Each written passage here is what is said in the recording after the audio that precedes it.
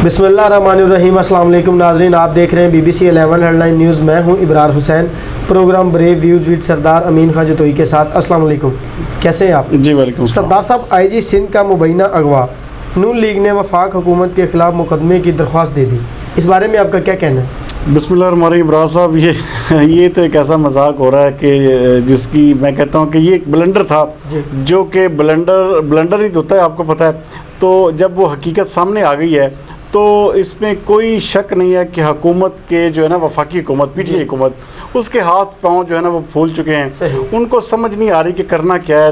असल चीज़ पता है कि जो ताकत होती है ना, उसको संभालना भी किसी का काम होता है इब्रार साहब। ऐसे नहीं होता कि भाई आप उस ताकत को जो है ना हज़म कर लें या संभाल लें, ये बड़ा मुश्किल काम होता है। तो यहाँ पे हुकूमत को जो एक ज़ुल्म था ना हुकूमत का, वही ले डूबा है। आप ये देखें कि ये एक ऐसा वाक़या हुआ है जिसकी जितनी भी मजम्मत की जाए कम है।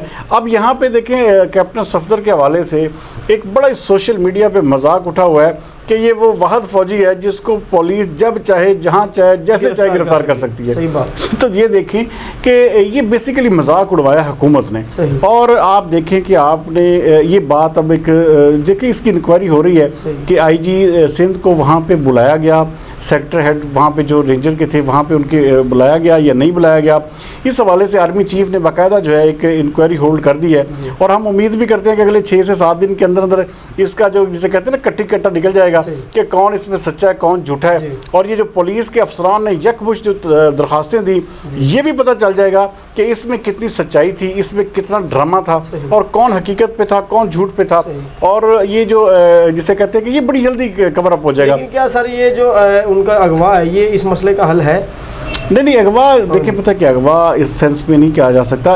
उनको वहाँ पे बिठा के वहाँ पे ये कहा गया कि आप कैप्टन सफदर के जो अरेस्ट ऑर्डर्स हैं उनके ऊपर साइन करें।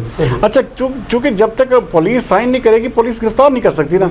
तो उन्होंने इस चीज़ का इनकार किया, लेकिन उनको ज़बरदस्ती मजबूर किया गया। वहाँ पर जो ज़राए बताते हैं, जो हमारे सोर्सेज इस हवाले से बताते हैं कि उनको वहाँ पर मजबूर किया गया। उन्होंने साइन किए, साइन करने के बाद उनको मजबूर किया गया कि अब आपने साइन कर दिए तो आप गिरफ्तार करें। तो वहाँ पर उनको गिरफ्तार किया गया, और जिस भोंडे तरीके से गिरफ्तार किया गया उसने पूरी दुनिया में देखा, पूरी दुनिया में ये जग हंसाई हुई। और ये वो चीज़ थी जिसने हुकूमत को बैकफुट पे खड़ा किया, और जो अपोजिशन अपना चूरन बेच रही थी उसको देखे कितनी ज़बरदस्त तरीके से पजीराई मिली। उन्होंने गुस्सा करने की उनको ज़रूरत ही नहीं थी, क्योंकि हुकूमत ने खुद ही प्लेट में रख के अपनी इंसल्ट जो थी वो उनको दे दी। तो इस हवाले से आर्मी चीफ ने देखें अब रब्ता किया वहाँ पे IG के साथ, वहाँ पे बिलावल भुट्टो के साथ। तो उन्होंने कहा कि इस हवाले से मुकम्मल तौर पर तहकीकात होंगी, और जो भी इसमें कसूरवार होगा हम उम्मीद करते हैं उसको सज़ा मिलेगी, क्योंकि ये बहुत बड़ी बदनामी थी।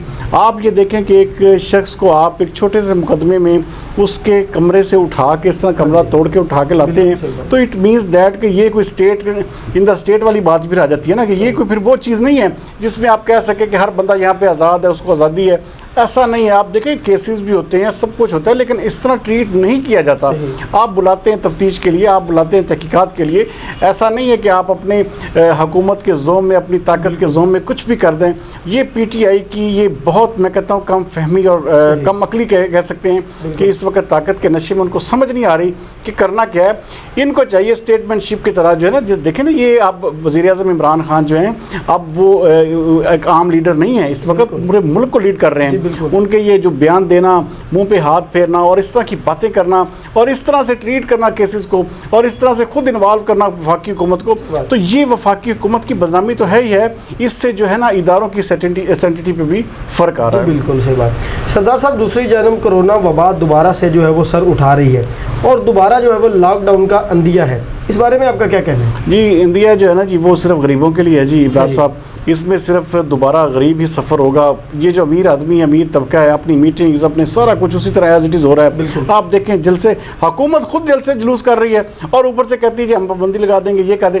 इन्होंने जब देखें, मेरा एक अपना ज़ाती तजिया है इस हवाले से, मैं कहता हूँ कि अगर इन्होंने देखा कि अपोजिशन की जो है ना जी ज़्यादा ज़ोर पकड़ रही है तहरीक, इन्होंने कहना जी कि लॉकडाउन का बहाना, कोरोना वायरस का बहाना लगा के इन्होंने लॉकडाउन कर देना है, और आवाम पिसेगी कौन? बेचारी आवाम। सरदार साहब, आप पिछली सूरत हाल को भी मद्देनजर रखें, पिछले लॉकडाउन में गरीब आवाम के साथ क्या हुआ? मैं वही कह रहा हूँ कि गरीब आवाम जो है ना वही पिसेगी। अगर खुदा न ख्वास्ता दोबारा से ऐसी सूरत हाल हुई तो मेरा नहीं ख्याल कि आवाम जो है वो बेचारी बहाल हो सके। नहीं बिल्कुल देखें जी, अभी तो हम उन असरात से नहीं निकले। ये देखें 7 महीने का लोगों के, आप चले जाएं अदालतों में चले जाएं, आप थानों में चले जाएं, अभी तक वो 7 महीने के जो केसेस है ना वही पेंडिंग पड़े हुए हैं। फील्ड में आप जी किसी भी फील्ड में चले जाएं आप, लोगों के लेन देन के मामला, लोगों के कारोबारी मामला, लोगों की बहुत सारी चीज़ें जो थी उन 7 महीनों में सफ़र हुई। पिछले लॉकडाउन ने गरीब लोगों की जो है वो जमा पूंजी भी बिल्कुल निकाल के जो है वो खर्च देखें जी, अब ये सिर्फ और सिर्फ आवाम के साथ एक बहुत बड़ी ज्यादती होगी,